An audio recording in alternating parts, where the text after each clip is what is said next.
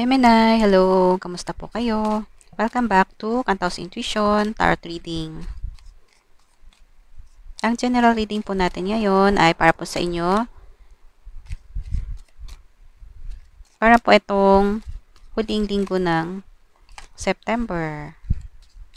At dahil general po ito ay hindi po ito resonate sa lahat ng mga Gemini. Magsilbing gabay lamang po ano man po ang mga messages na mapapakinggan ninyo sa magiging basa po natin ngayon.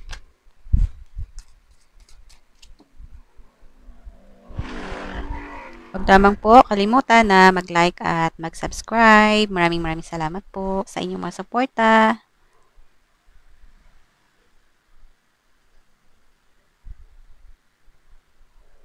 Okay.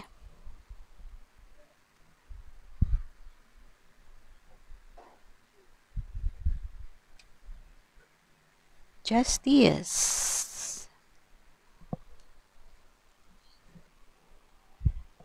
Gemini, itong unang tarot cards po ay parang nababasa ko po ang sitwasyon ng iba sa inyo na sa ngayon po ay meron po kayong mga ginagawang mga desisyon. At parang feeling ko ay tungkol po yan sa inyong mga family. Ito po ay pwedeng nagpapakita po ito ng kayo po ito na nakaready na po kayo para humarap at makipaglaban sa mga challenges sa inyong buhay. Kaya po siguro ang iba po sa inyo ay gumagawa po kayo ng desisyon or meron po kayong mga kailangang pagdesisyonan sa kasalukuyan po or itong mahuling linggo ng September. Dahil po sa mga challenges or mga nararanasan po ninyo na mga pagsubok po sa inyong mga married life, sa mga love life ng iba dyan sa inyo. Pero feeling ko to ay sa family po talaga tong sitwasyon ninyo. Ito ay pwedeng tumutukoy po ito sa magiging desisyon ninyo. Pwedeng ito ay lilipat ng lugar. Sana naman po hindi ibig sabihin ay lilipat ng ibang family. Or lalayo po kayo sa inyong family. Pwedeng ganon. Hindi po ito resonate sa lahat ng Gemini. Siyempre po, ang interpretasyon po ng bawat tarot cards ay nakadepende po sa inyong mga present na sitwasyon at mga experiences sa buhay.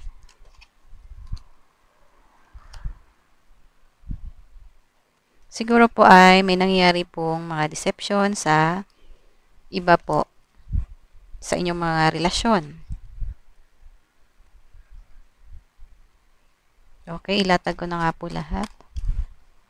Parang tungkol pa ito sa mga family problem na kinakaharap po ng iba sa inyo.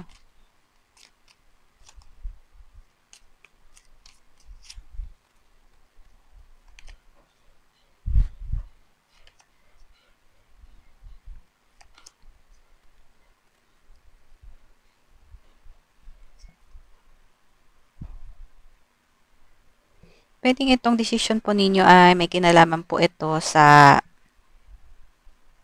tao na to. Kung hindi po, ito kayo ay yung person ninyo na pwedeng ginawan po kayo ng hindi maganda sa inyong likod ng maraming beses or paulit-ulit.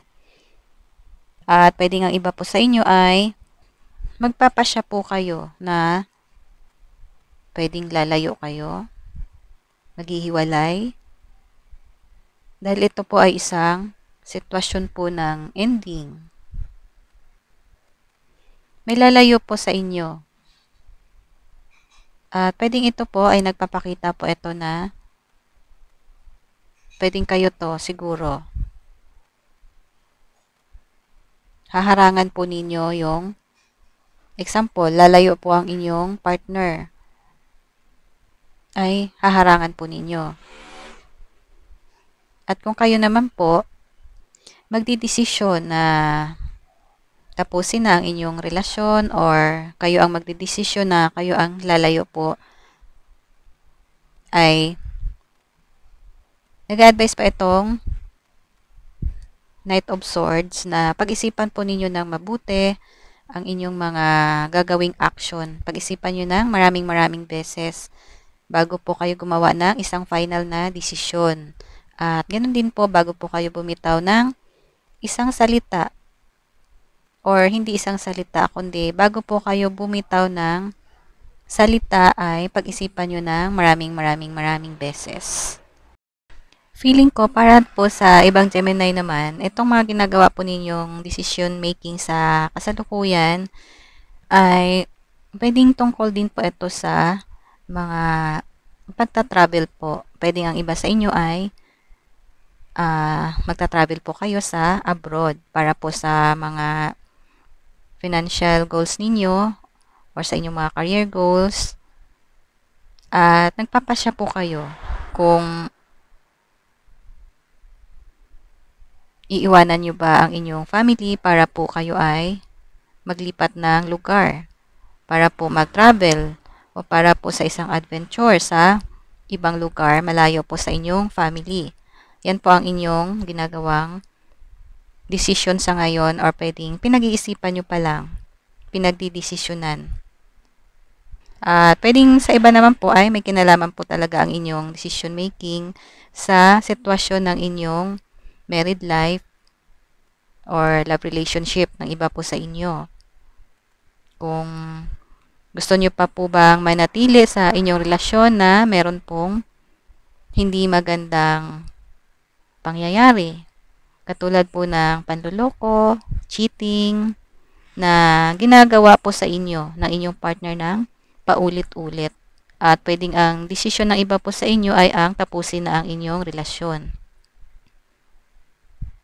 Yun po yung nakikita ko.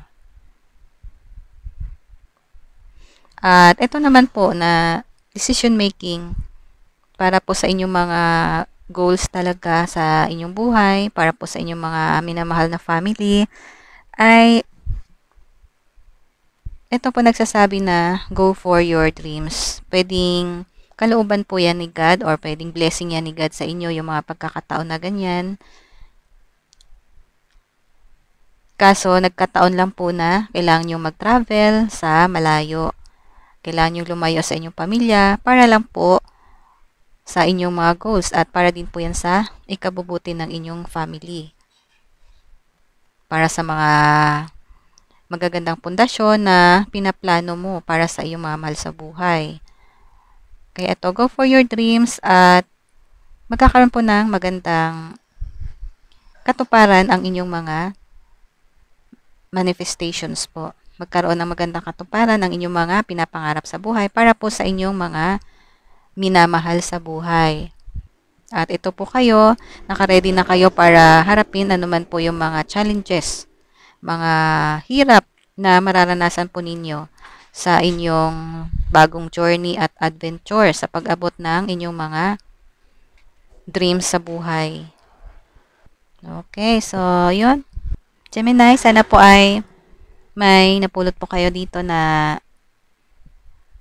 magandang messages na resonate po sa inyong mga sitwasyon. At huwag niyo po kalimutan na mag-comment kung resonate po kayo sa ating mga basa ngayon.